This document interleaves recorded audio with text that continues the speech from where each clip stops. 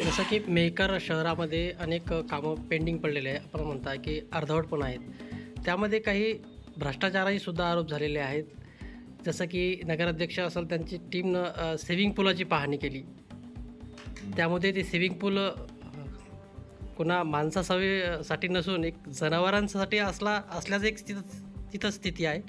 त्यानंतर जानेफळ रोडची जी बिल्डिंग आहे त्याची सुद्धा पाहणी करण्यात आली. काय नेमकं यामध्ये काही चर्चा झाली का या संदर्भात? नाही, नगराध्यक्ष साहेबांनी त्या स्विमिंग पूलची पण पाहणी केली आणि हॉस्पिटल आता कुणाला तरी दिलंय त्याची पण पाहणी केली. हे बेकायदेशीर आहे. अशा अनेक गोष्टी आता लक्षात येत आहे की वरचेवर निधी काढलेला आहे. ज्या पर्पजसाठी जी काही कामं केली ती पर्पज पूर्ण झालेलं नाही. आता स्विमिंग पूल तर याचं डळडळीत उदाहरण आहे. त्याच्यानंतर ते हॉस्पिटल मला वाटतं कम्युनिटी हॉल जो आहे तो हॉस्पिटलला दिलेला आहे. हे सगळं बेकायदेशीर आहे ॲक्च्युली. या सगळ्याची चौकशी करण्याचे आदेश स्वतः नगराध्यक्षांनी दिलेले आहे आणि त्याच्यावर कारवाई व्हायला पाहिजे.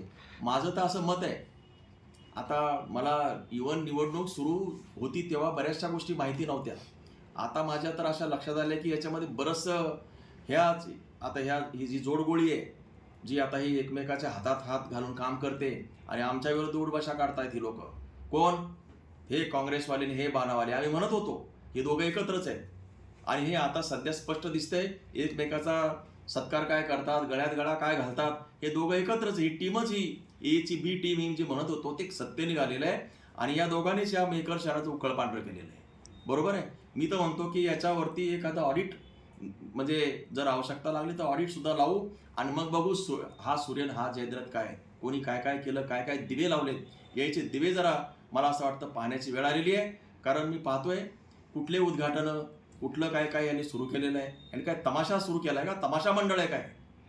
लोकनियुक्त संस्था असतात. या ठिकाणी नगराध्यक्ष निवडून दिलेला आहे, लोकांनी निवडून दिलेलं आहे. कोणी निवडतं, कुणी काही कुठंतरी जातं, नारळ फोडतं आणि एक प्रकारचं जे काही हिडीस स्वरूप या मेकर शहराला यांनी आणलेलं आहे. बाजार बुणग्याचंच हे शहर करू इच्छितात. हे जिथं विहिरीतच नाही तिथं पोहऱ्यात कुठून येणार असा प्रकार आहे आणि म्हणून यांना तर शिस्त नाही आहे. परंतु माझी जी काही नगर परिषद आहे त्या प्रशासनाची शिस्त सुद्धा बिघडवण्याचा प्रयत्न करण्याचा चालू आहे. पण मी आता तुम्हाला या निमित्तानं सांगतो की यामध्ये कोणत्याही प्रशासनातला माणूस सहभागी असणार नाही. हे स्वतःच नारळ घेऊन जातात, कुठे कुठे फोडतात. हा जो खेळ आहे, पोर खेळ ज्याला म्हणतो, हा पोरखेळ हा चालू आहे आणि हा पोरखेळ जो आहे तो बंद करावा लागणार आहे. संपूर्ण कामाची चौकशी करून योग्य ती कारवाई होईल का? नाही, ऑडिटच लावावं लागणार याच्यावरती आणि जेव्हा ऑडिट होईल ना मग कळेल की यांनी काय काय दिवे लावले. ते मी तुम्हाला सांगितलं ना, जर दिवे पाहायचं असेल तर ऑडिट करावं लागेल.